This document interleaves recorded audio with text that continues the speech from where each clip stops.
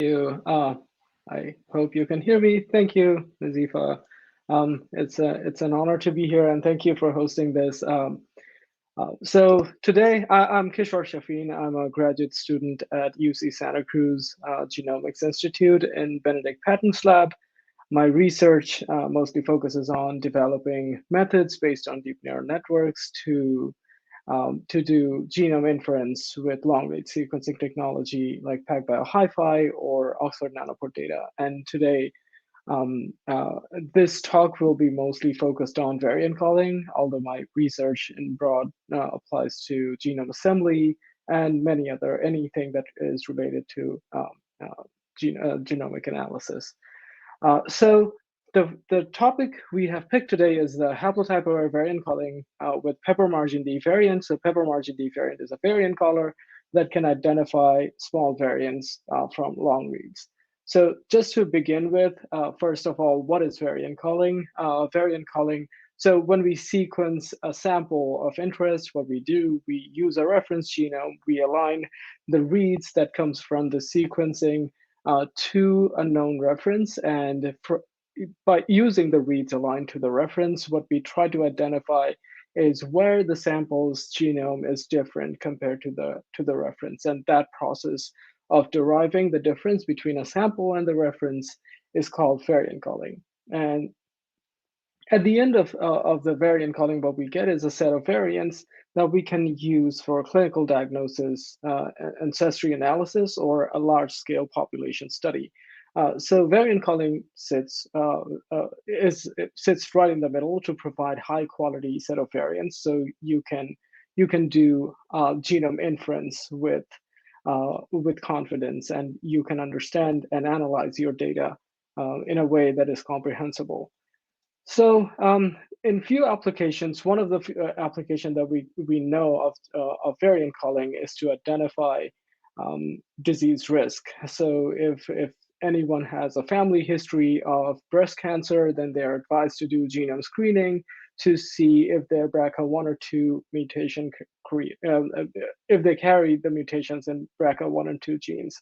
So these are tumor suppressor genes. If you have these mutations, then your risk of having cancer increases over the years. So it's advised to get the genome screening if it's possible, so you can change your lifestyle and also go through screening, so you can detect those diseases at early stage.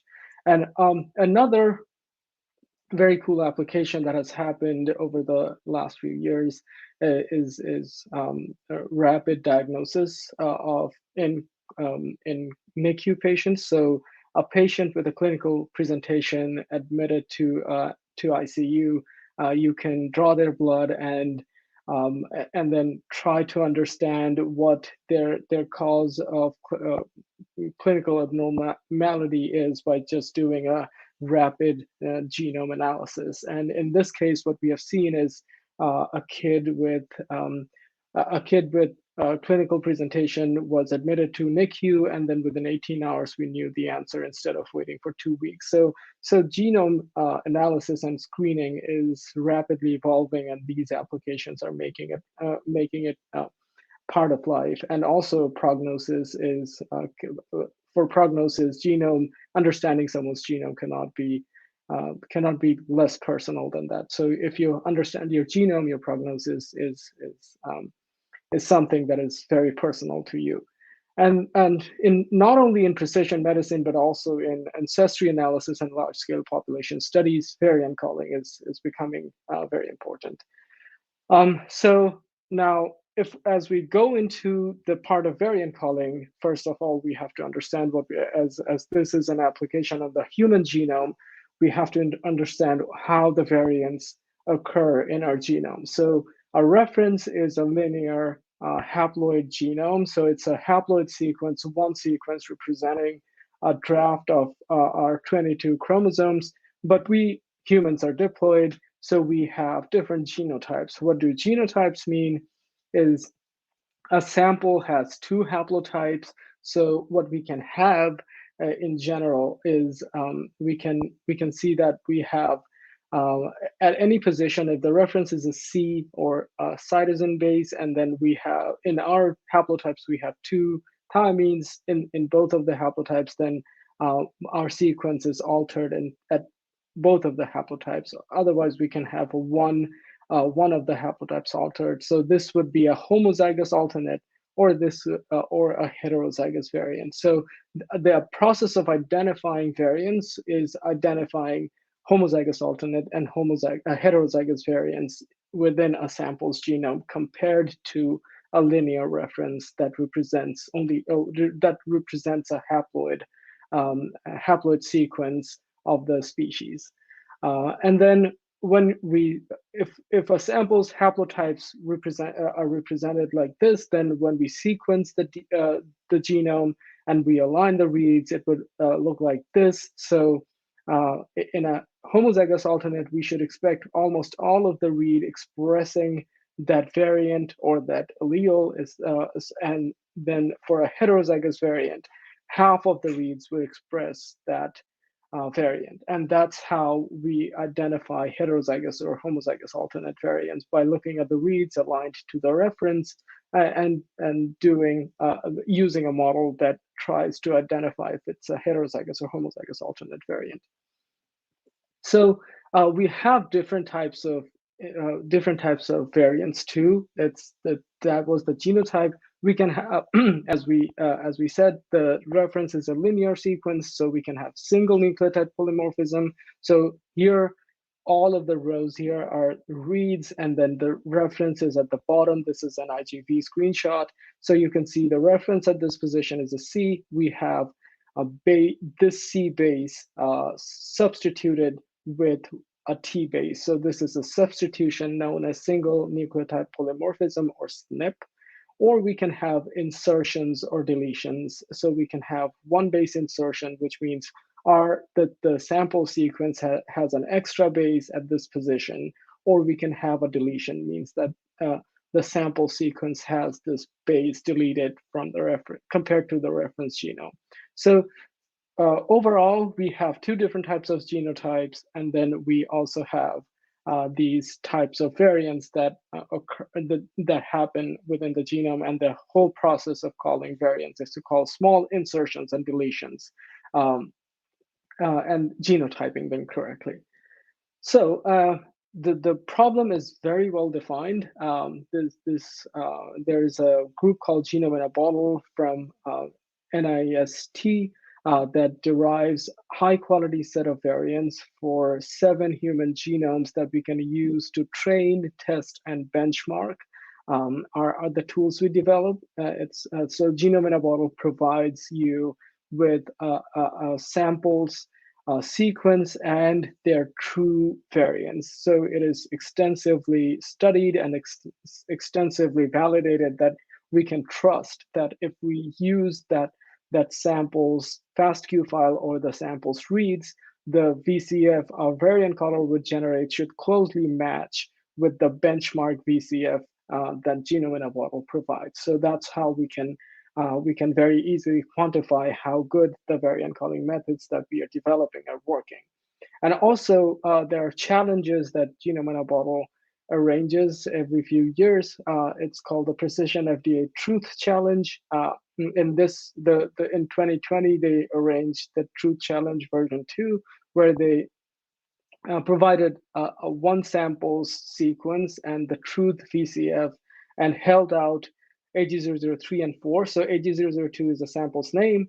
3 and 4 are 2 other samples that were blinded. So the teams that competed or participated in this competition submitted these variant calls for these 2 samples, for which the truth was unknown.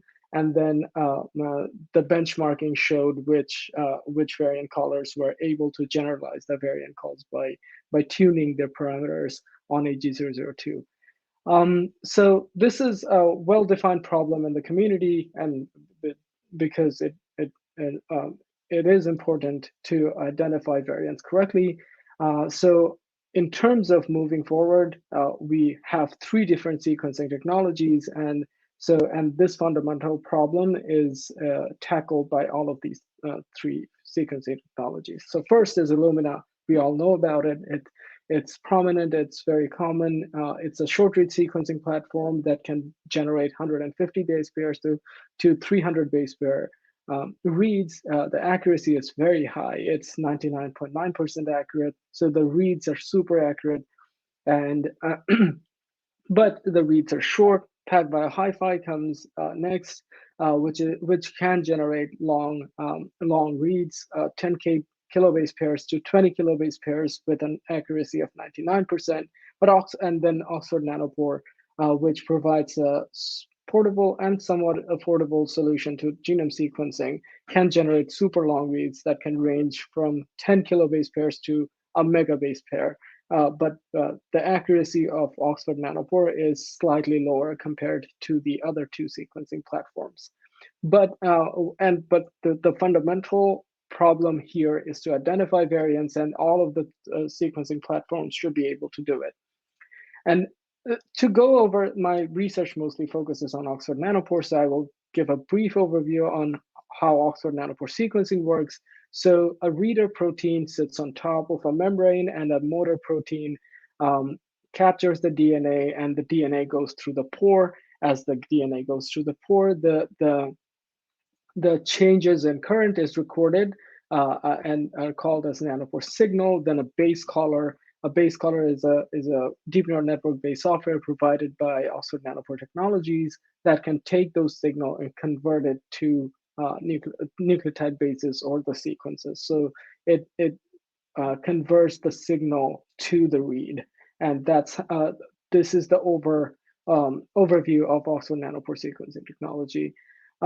But there is a caveat of doing it this way. One of the issue is the signal boundary resolution. For example, if you're using a base caller that uses segmentation, then it becomes really, really difficult when a homopolymer goes through the pore to know exactly how many bases. So the homopolymer is a run of the same base over and over again within a within the sequence. So you can see here are 8 T's, but it becomes difficult to know how many T's that went through the pore, because the translocation speed of the DNA through the pore is not consistent. So we see a lot of homopolymer errors as we call bases with Oxford Nanopore, and these are predominant. So insertions and deletion errors are predominant in Oxford Nanopore, but things are improving overall. So, for example, let's take an example. This is Illumina sequencing data. These are short reads, but as you have short reads, but they are highly accurate. You can very easily see the errors if if I just tell you where do you think the errors are, you can very easily identify those, that these are the possible errors in the sequencing technology or the sequencing platform that is happening within the samples, within the sample's reads. But in the same region, the same sample we sequence with Oxford Nanopore, the story becomes a little bit different. You see there are lots of deletions, lots of insertions around it, but we know that right in the middle, we have a substitution that is true and everything else is false. But you can see that if we just simply look at it, it looks like there are a few other heterozygous deletions around this substitution. But as we have seen the samples sequence with a much more accurate sequencing technology, we know that these are just sequencing errors. So it becomes really difficult to understand where the errors are. And if we go into a more difficult region or a low complexity region where there is a homopolymer run, you can see there are 6, 8 A's or a homopolymer run, then you can see a lot of alleles or a lot of variants expressed in that position, meaning that it becomes really difficult to understand if A to G is a true substitution, if there is a deletion or there is an insertion, and this process of calling variants becomes difficult with Oxford Nanopore sequencing technology just because of the error rate of the sequencing platform. So many existing variant callers that we had designed for Illumina or even PacBio Hi-Fi didn't work for, or simply didn't extend to Oxford Nanopore just because of the error profile. One of the reasons it being the tuning process to Illumina, where the parameter tuning of Illumina and the design of the methods relied on the sequencing platform being highly accurate, and that kind of made it difficult to extend it to Oxford Nanopore. One of the very popular variant caller is DeepVariant. It was published in 2018 by Google Health group, and this variant caller is not only highly accurate, it uses a deep neural network framework, so it was able to generalize to PacBio Hi-Fi data very soon as it was public. It was able to tune the parameters and extend it to PacBio Hi-Fi data. However, it became difficult as Oxford Nanopore came out. I'm going to explain like how DeepVariant works and why it failed initially why it failed to extend to Oxford Nanopore. So the next few slides, I'm going to go over how DeepVariant works. So DeepVariant has three stages. One is candidate finding, then make examples, and then variant calling. So the candidate finding is a way to identify candidate variants that can be potentially true variants, but we are not sure of them. Make examples takes those candidate variants and then creates a set of features, creates a set of tensors that expresses a set of features of those candidates, and that goes through a convolutional neural network and variant calling stage, and we can genotype them using a pre-trained convolutional neural network. And using the genotypes, we can identify very highly accurate variant calls. So one of the things, so step one would be candidate finding. The way it would go, we have the reference, we have the reads aligned to it. We would see, okay, there is a high mismatch rate at this position. There are many T's compared to the A at this position, and based on the frequency of the mismatch, we can very simply say that this is a possible candidate at this position, and we would record it as a possible candidate at this position.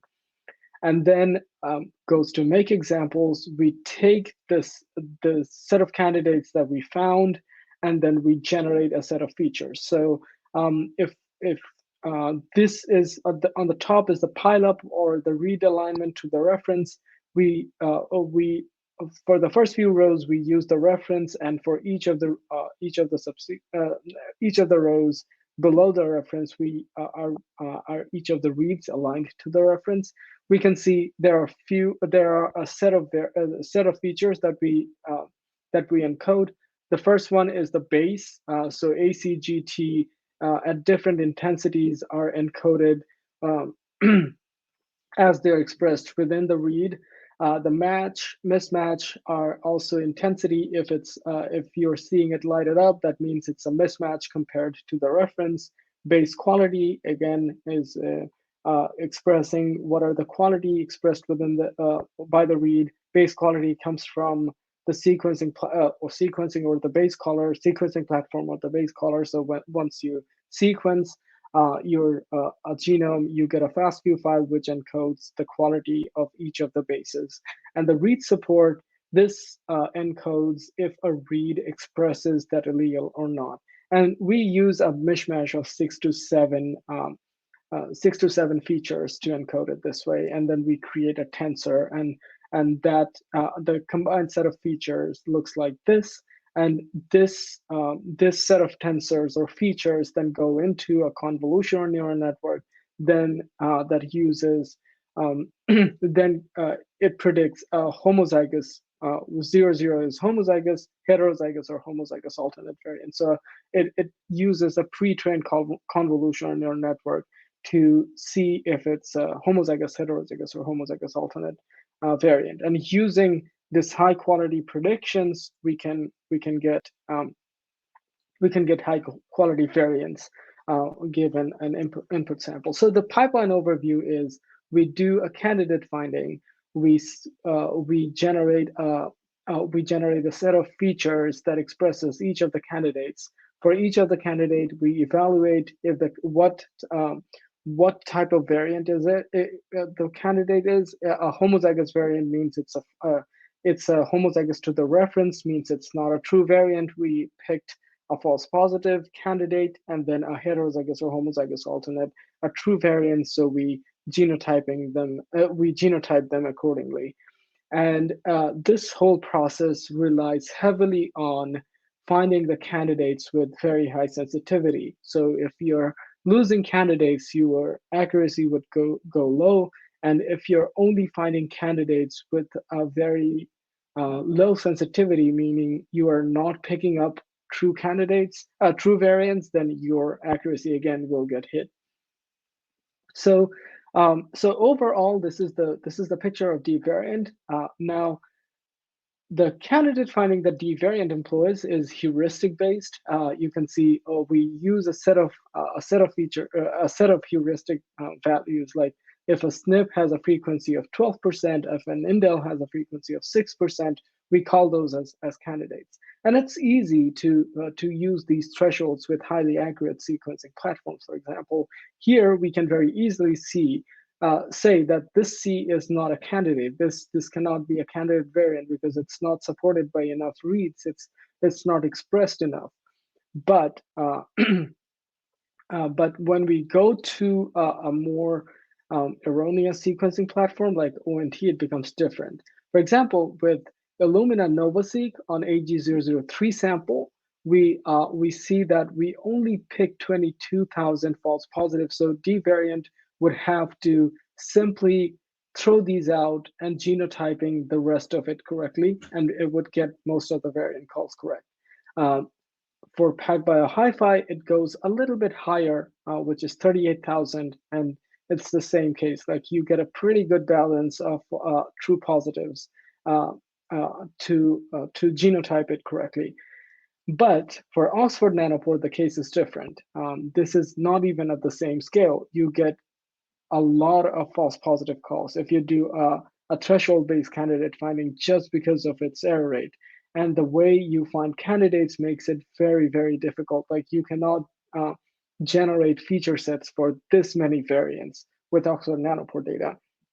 And the reads are also long, so every operation counts, and it becomes untenable in terms of runtime, and it's also poses a lot of challenges in training and training deep neural networks with this data, and many other things. And if I scale this correctly within the 3 sequencing platforms, this is how it looks like. So it became really difficult to extend DeepVariant to Oxford Nanopore data just because of the error rate. The error rate of the sequencing platform was so high that it would pick so many false positives during candidate finding that it would become difficult, or some sort of, in some case, impossible to do variant calling with this data.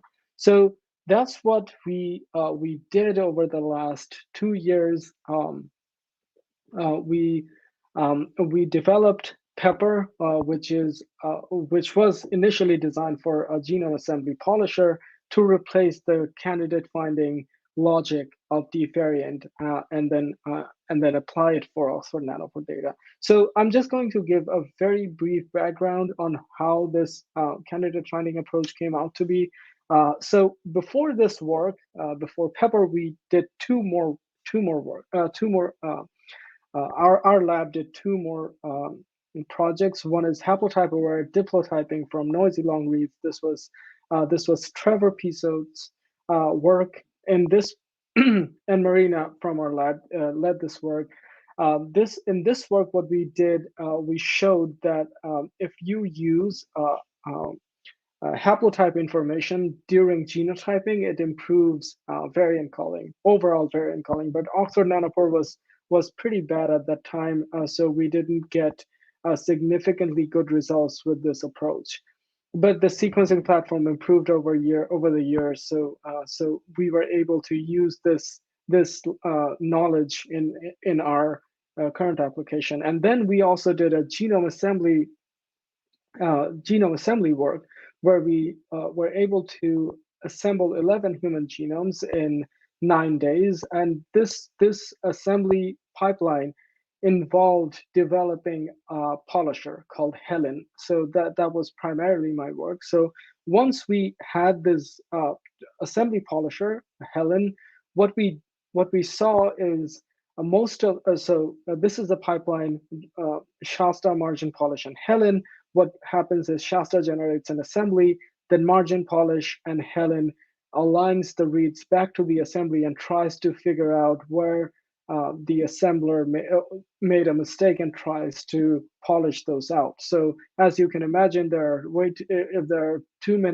um, too many errors within the reads, then the assembler with their heuristic-based consensus method would make a lot of mistakes, and we tried to improve it using a deep neural network, a recurrent deep neural network called Helen. And in this work, what we saw was, after polishing the sequences that we were getting, most of the times, if there is a mismatch, it could be explained by the heterozygosity of the genome. So when we polished AG002 and compared against genome in a bottle's VCF set, we saw that most of the mismatches with the reference can be explained by looking at genome in a bottle truth set. So they were actually heterozygous variants. So Helen was kind of doing a potential candidate finding just by looking at reads aligned to the assembly, and that's where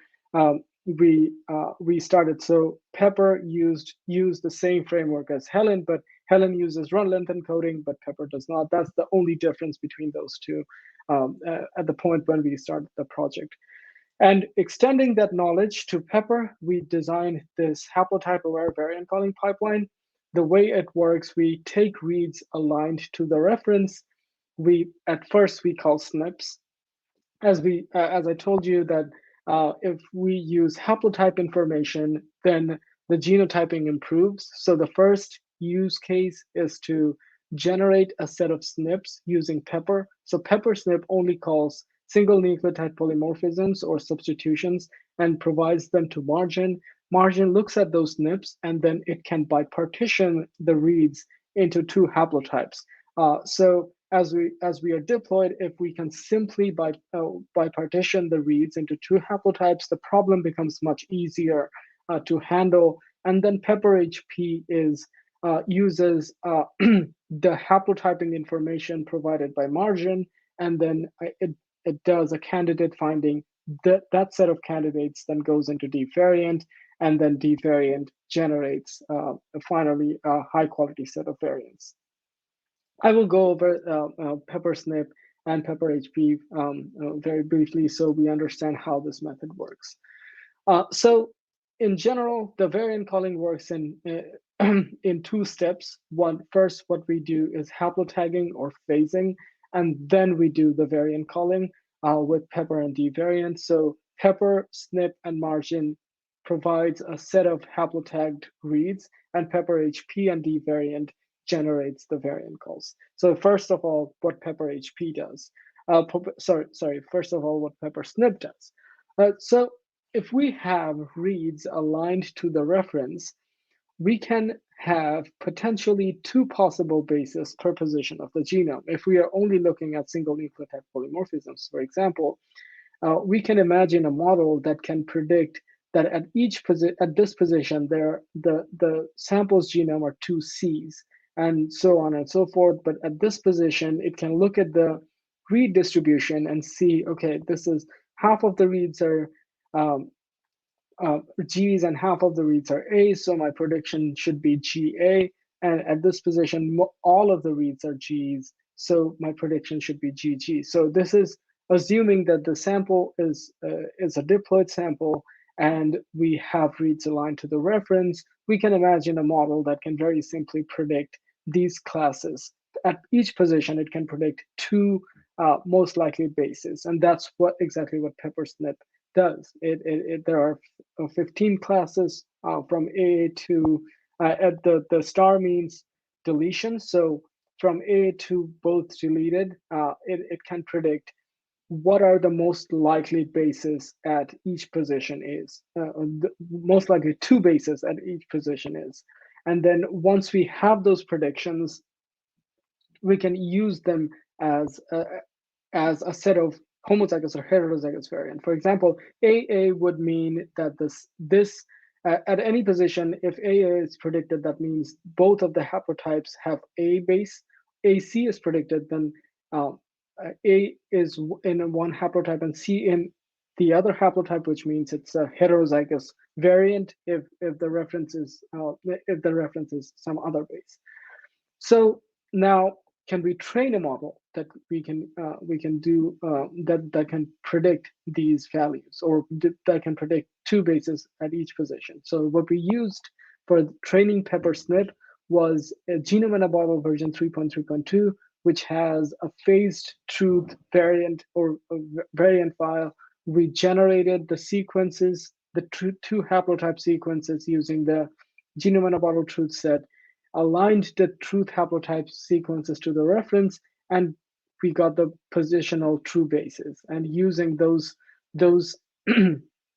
alignments, we were able to annotate each position of the genome given each position of the reference given a sample with its true basis, true most likely basis, and then we trained Pepper to predict those two bases, or predict two bases at each position.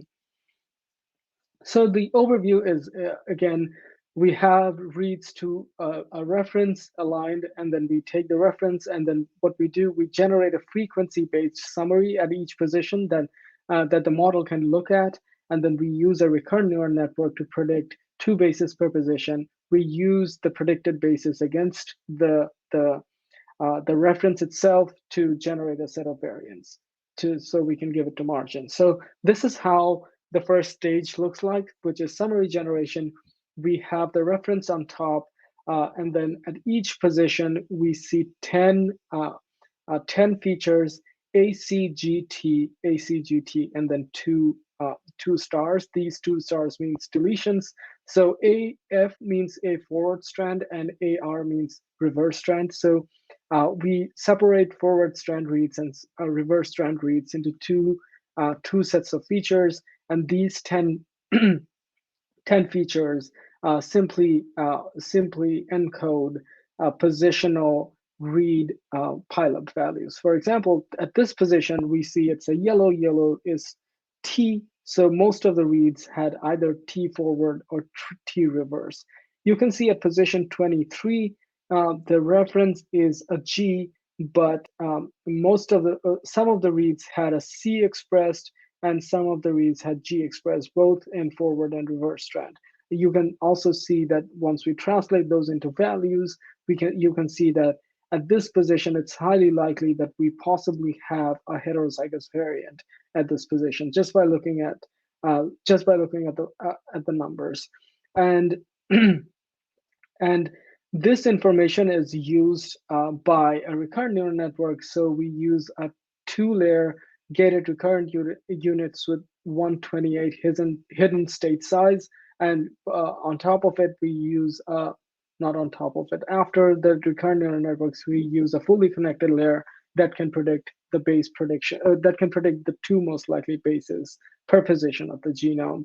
And then once we have those predictions, what we do, for example, we at this position, we expect the model to predict a CG class, and then we take this prediction, we apply it to the candidate that arises at this position, and we see, as this is a CG, the reference is a G, that means that C is a heterozygous variant at this position, and we report the VCF as such. So the VCF, you can read it like the contig. This is the position, the reference is a G, the alternate is a C, and the genotype at this position is 0, 1, or it's a heterozygous variant at this position. Now, margin takes, okay, so the PEPPER-SNP's performance is, again, high recall. We expect PEPPER-SNP to find out most of the variants, because it's important that margin gets as many SNPs as possible while genotyping with a moderate precision. And the F1 score is of 0.98 is is somewhat expected given the error rate of Oxford Nanopore, although currently it's all 99s because of the improvements in base color, and we also improved PEPPER-SNP significantly over the last year. So what we then do, PEPPER-SNP's variants then go into margin, and margin looks at all of the distributions of the reads against the variants, and then generates two groups, haplotype 1 and haplotype 2, and tags reads with HP1 or HP2 tags. So reads with HP1 belongs to haplotype 1, and reads with HP2 belongs to haplotype 2. This is work. This work is done by Trevor Pisote, who is also the co-first author of the PEPPER-Margin-DeepVariant manuscript. So you can see here that after haplotagging, we can see a clear division within the variant that we see right in the middle. So all of the reads that are expressing this variant are contained within one haplotag, and the others where the variant is missing from is in the other variant. And it also helps you to look at some other variants. For example, if this is a heterozygous true variant, and then this deletion cannot be a heterozygous deletion anymore, because it is expressed in both haplotypes. We see both haplotypes expressing this allele. Either it has to be homozygous alternate, which it's clearly not, because not all of the reads are supporting this, but it's also confoundingly present in both of the haplotypes. So it makes it easier to look at the errors once you haplotag the reads. And that's the information that we use within PEPPER-HP. So what PEPPER-HP does, it takes reads with haplotype tags and then uses the haplotype information to generate a set of candidates for DeepVariant. How it is done, it's very simple. It's the same as PEPPER-SNP, but now the reads are separated by their haplotag. And as we have the reads separated with their haplotags, the problem becomes much easier to solve. Now we don't have to predict two bases per position. We only have to predict one base, because we now have reads associated with their haplotags.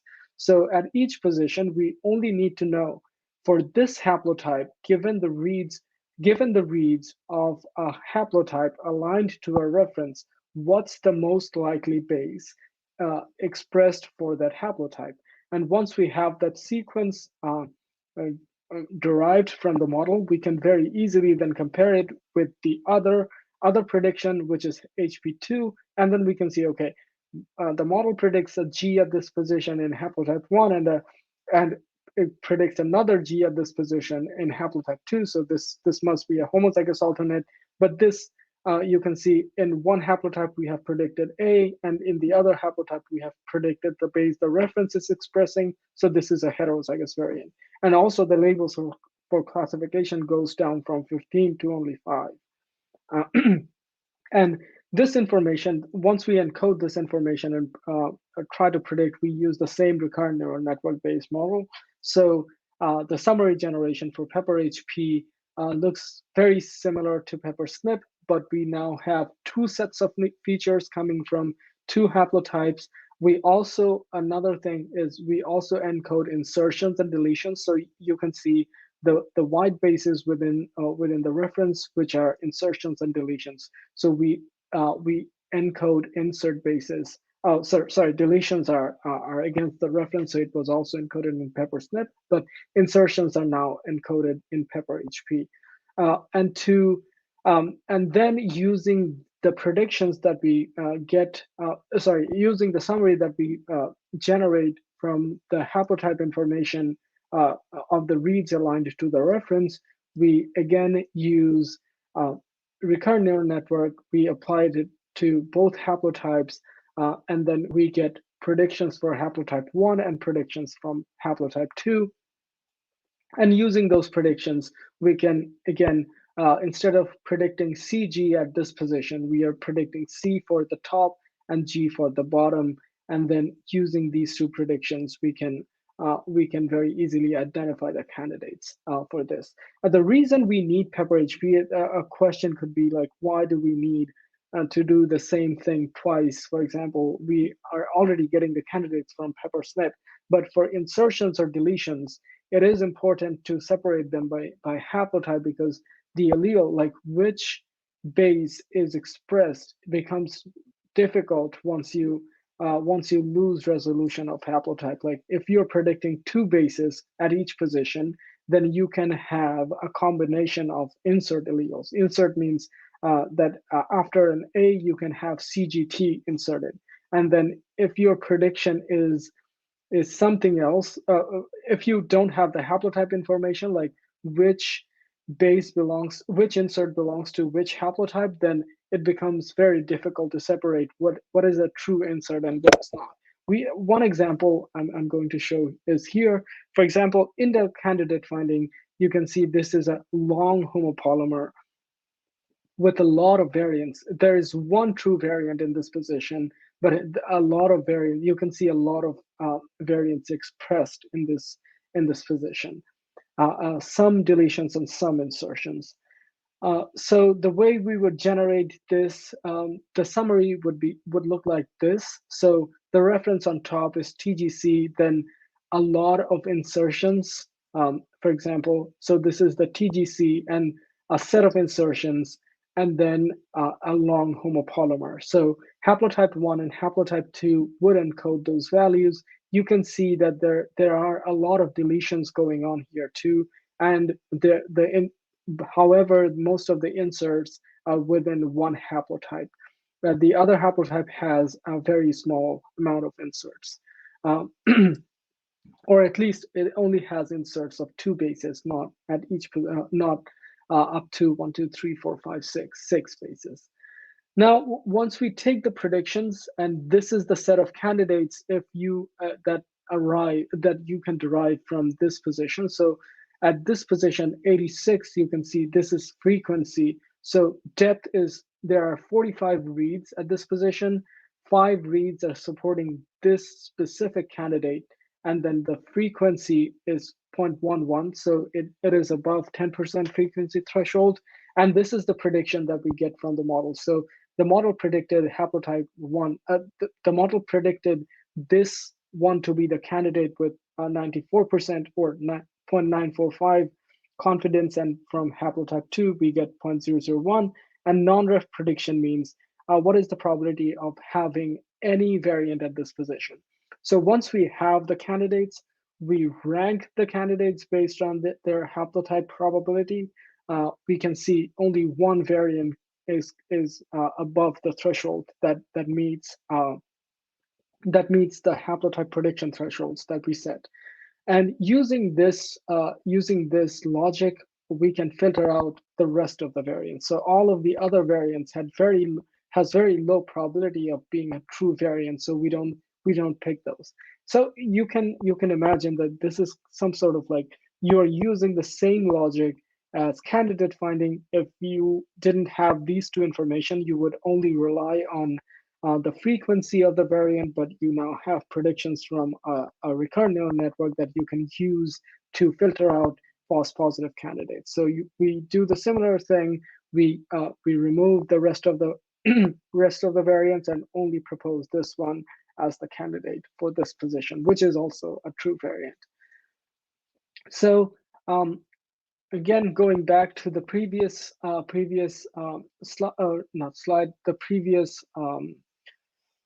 plot, which is with the Lumina and NovaSeq, we now have 2238. If you're using Pepper, you only get 200,000 instead of 8 million, which is a pretty big boost. But with this, the indel recall is very low. We get the SNP is pretty good with ONT, but the indel, again, just because it becomes really difficult to know what a true insertion or deletion is against a false one. It is the indel recall is low, or the sensitivity is low. with Oxford Nanopore, even with even by using a deep neural network. So, and then once we have the candidate variants from Pepper, we give it to DeepVariant. DeepVariant uses its convolutional neural network to classify the genotype of the variant. It can also filter out the rest of the 200,000 that Pepper missed, and then genotype these two correctly. And the way the way Oxford Nanopore and Pepper-Hi-Fi candidates are represented in DeepVariant, we use 7 channels: the read base quality, mapping quality, the strand forward or reverse. We also sort the reads based on their haplotype. So haplotype 1 reads are on top and haplotype 2 reads on bottom. You can see that haplotype 2 reads are mostly supporting this variant, so they're on the bottom, the base difference, and then also the haplotype tag, which is 1 or 2 in this case. And we can use this information, all of this information, to and provide it to the convolutional neural network, which then generates high quality prediction. So in summary, we have PepperSnip finds out SNPs, gives it to Margin. Margin uses a hidden Markov model, HMM, to look at the SNP, and then bipartitions the reads into 2 haplotypes. Using the haplotype information, we can very accurately find the candidates. And then once we have the candidates, we give it to DeepVariant to to generate the high quality variants at the end. So now I'm going to dive into the results. So with PEPPER-Margin-DeepVariant, when we compare it against the existing variant callers for Oxford Nanopore, we see that PEPPER-Margin-DeepVariant's performance is significantly higher in both SNP and indel variant calling. The recall and precision are both higher for SNPs, but for indels, we can see that the precision is very high compared to Medaka or Claire, which are other 2 variant callers for Oxford Nanopore variant calling. And then performance between the sequencing platforms. So PEPPER-Margin-DeepVariant can generate Nanopore-based variant calls or PacBio-Hi-Fi-based variant calls. And DeepVariant is state-of-the-art for Illumina if you're using a linear human genome. If you're using a graph genome, then there are better variant callers. But for linear human reference, DeepVariant is still state-of-the-art. So when we compare between sequencing platforms, you can see that Illumina's recall against the linear genome is lower compared to Nanopore and PacBio-Hi-Fi because the Illumina's reads are short. So short reads have a very difficult time in mapping in segmental duplications and other regions of the genome. For example, unique repeats are very difficult for short reads to map correctly to. In those regions, Oxford Nanopore can very easily identify variants, and that's what gives the boost in recall. And overall, the F1 score of Oxford Nanopore is higher for SNP calling compared to Illumina. And then for indels, we have a long way to go. We were at 0.72, we are now at 0.88, and we are improving it every month or so. But indel is something that is improving very slowly, but it is improving. But when we started this project or when we generated this result, the Oxford Nanopore's base caller had a lot of insertions and deletion errors, so the performance was not close to what you would get with Illumina or PacBio-Hi-Fi data.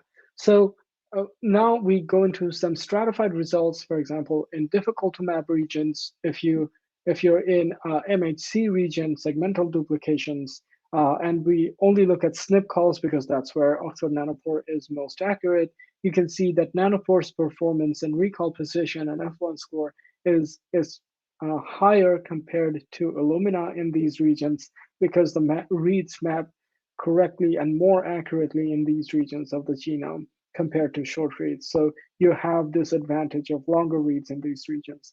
But one example is is in segmental duplication, you can see that this is so on top are true variants.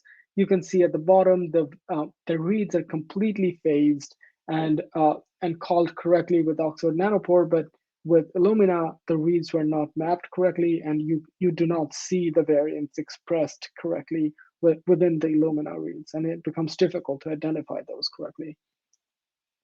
And with the same case within the low mappability region, you see a lot of reads mapping with lower map quality. But with Oxford Nanopore, you can see a very clean signature of the SNPs, even and also phased in those regions of the genome.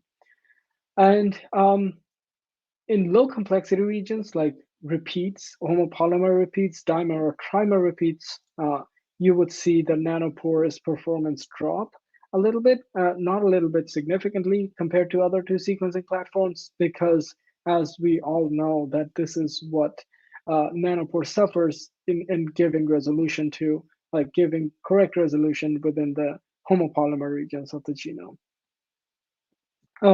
So with this pipeline, we did participate in Precision Aviate Truth Challenge last year, which made available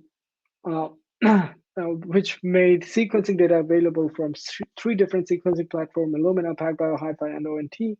And this we got 2 awards, one for the all benchmarking region, best performance in all benchmarking region, and difficult to map regions in variant calling with Oxford Nanopore sequencing data.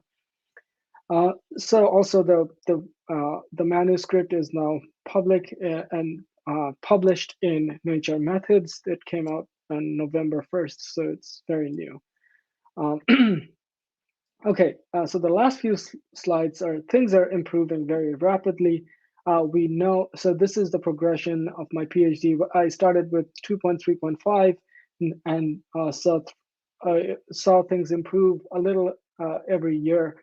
We are now at Guppy 507 was a major boost in accuracy of Oxford Nanopore that also allowed us to change our methods significantly. Now it is much faster. So all of the results that I've presented are from release 0.4, but we are now at release 0.6, and we are going to release 0.7 very soon. And within each of the base caller updates, we were able to significantly change our methods so we can call variants more accurately. So our 9.4.1 Guppy 507 SUP, you can get 98 to 98.5% accurate, and with 97 to 97.5% accurate reads, and with our 10.4 you can almost get 98 to 98.5% accurate reads, which is a major improvement in the sequencing platform. And we trained our models for these two sequencing these two base callers. So for in release 0.6, what we saw was the performance at 30x is 0.993, and with for SNPs and 0.73 for indels. So this was what we used to achieve with 90x or 3 flow cells worth of data, which was about $4,000 or $10,000 at the time with 4.2.2, but with 5.0.7, we now have threefold improvement in calling just with 30x data. So this is very this is very good in terms of scaling these pipelines. We also improved our methods to be robust and faster compared to before. So it now only takes 4 hours compared to 36 hours. So it's which was version 0.4, and you can call variants with only spending $10 per sample. And we want to extend it to a large scale study, which is happening at NIH.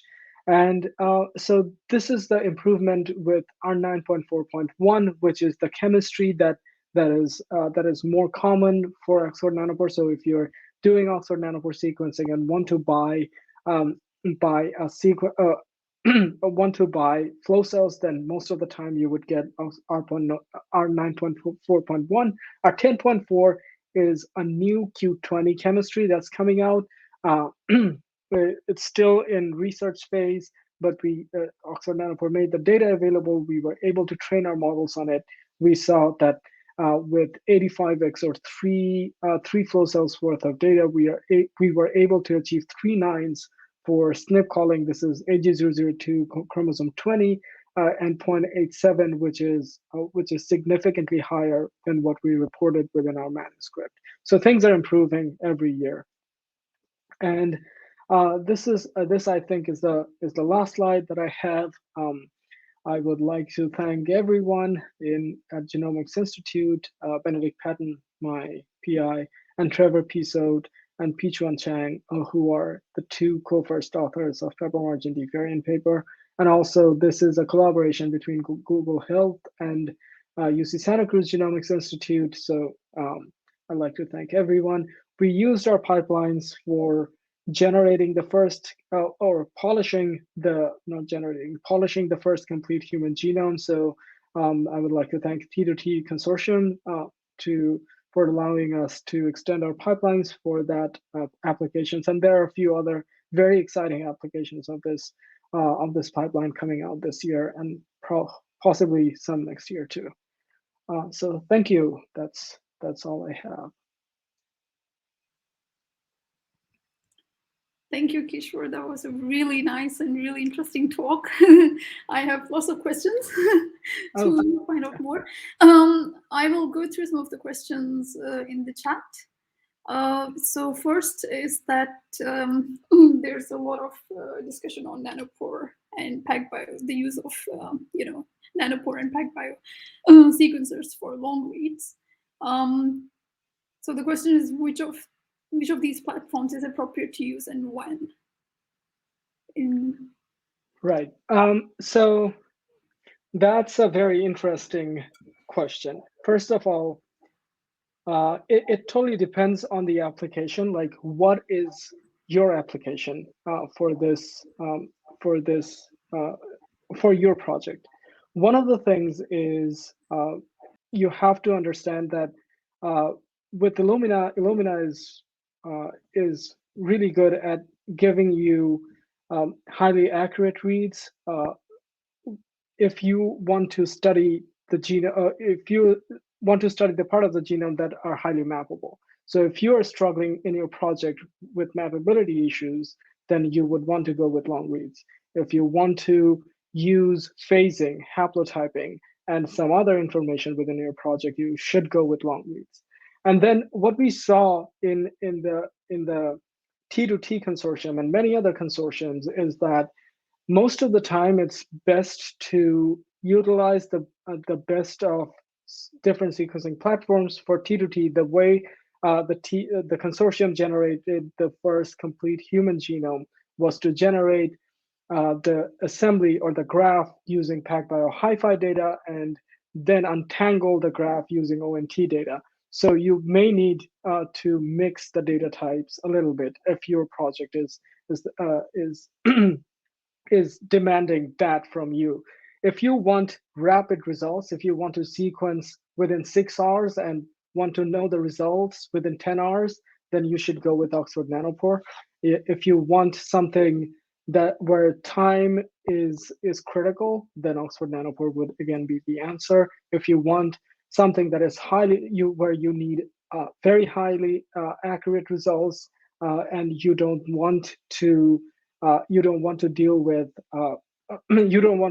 the complications that come with the sequencing errors, then you should go with PacBio HiFi. So the answer is, it totally depends on how you need. You just have to understand what each platform has to offer for your project. Very useful answer. Thank you. And the next question, because you showed these really nice bar charts on how SNP and angel calling performance was across different platforms, and also what resolution each platform gives when it comes to, for example, complex regions. So the question was, how do you account for copy number variations? Do they appear as errors? Yeah, that's a great question. So we did not stratify to specifically to copy number variations, and that stratification result would I'm not sure how exactly it would look like, unless we look at it specifically, and however, we don't specifically train our model to identify copy number variations. But yeah, the short answer is I haven't looked at that stratification yet. But we know that few of the applications that came out recently, very recently, showed that you can effectively find out copy number variation highly accurately with Oxford Nanopore data. Okay, thank you. And one other question we had in the chat was, when running competitions with unknown genomes, how do we know the reference being used to rate the submissions is a true representation of the actual genome? Yeah, that's also a great question. So the way the competition is arranged, we have the reference we use is GRCH38. So the sample's genome is aligned against GRCH38, and the team then uses an array of sequencing data from short read to long read to many other sequencing platforms to validate all of the variants they are saying as truth are true. They also then extensively validate each region of the genome. If there is any chance of having a large structure variant, they exclude those. So there is also a way to validate those. They also do genome assembly of those regions to validate if they are structurally correct. So it's an array of validation that goes into the production of the sequence or the variants for the sample, and that also is public. It's published in. I'm not sure which journal it got published in, but if you look at Justin Zook's publication record, you would find out all of the methods that it uses to validate the variants that it says as the truth variant, and it's highly accurate. Like, we have extensively tested it. Most of the time, they're highly accurate. Thank you. Really interesting answers as well, and questions. I have two questions from my side. So you assess the other variant callers against the performance of the tool algorithm that you created. So what do you think was the most common element, or put it simply, like a weakness in other tools that could help to improve those tools in the future? Yeah, that's a great question. So actually, let me go back to the slide, because this answer is going to be, I think it's going to be helpful for other tool developers if they're working on this. So let's see what's Medaka and Pepper are actually very similar. It uses a recurrent neural network and summary feature, but what Medaka was missing was something like DeepVariant at the end. So it was not able to produce a set of variants, and then it was not able to very highly accurately genotype it. So it was missing a genotyper. The recurrent neural network predictions could be highly sensitive, but then again, you needed something to genotype it more accurately that can balance your overall F1 score. You can see that Medaka's recall is very high at this position, right? But it was missing that precision that we gained with DeepVariant. And then for Claire, what happened was Claire was using a very similar approach to DeepVariant. It was using a candidate finding, then generating a set of candidates, and then doing variant calling. Now, when you have Oxford Nanopore data, as I showed you before, if you use heuristic-based values, you start to get so many false positives that it becomes impossible. So what Claire did at first was it set the thresholds to something that is much higher compared to the other sequencing platforms. So it used to say 25% or 30% of mismatch rate. Then it would pick those candidates. And that what happened after that it started losing recall, because once you set the thresholds higher, your sensitivity goes lower. So you again needed to balance those two. And these are all lessons we have learned from other variant callers that what it was missing. And then we use those information and the knowledge to apply it to Pepper-Margin-DeepVariant. I think Claire has a newer variant caller called Claire 3 that balances us out. So it has again 3 stages: Claire pileup and Claire summary something, but it uses the haplotype-aware pipeline and is now very competitive against Pepper-Margin-DeepVariant. Thank you. My other question was, is there a plan to test your pipeline on de novo genomes of other species? Yeah, great question. So we do get requests from different consortiums and other users that if it's possible to extend it to. So the first step that we made toward that was to change our genotyping scheme, or sorry, the Pepper's genotyping scheme. It used to predict 2 bases at each position. We have now removed that. We now predict homozygous, heterozygous, or homozygous alternate, which is much similar to what DeepVariant does. So it makes it easily extendable to those genomes. Now, what we are missing is something like genome in a bottle. Like we don't have a good truth set for anything other than human. Well, we do have truth sets, but we haven't seen the quality of the truth set being anywhere closer to what we have for genome in a bottle. And it makes it very difficult for us to very strongly get behind our tools and say, use this, and this is going to give you really good results for other species without being able to benchmark it. So I'm not sure, unless we get very good set of benchmarks and training sets, it's unlikely that we will be able to extend this to other species. But for haploid and diploid genomes, it's much easier.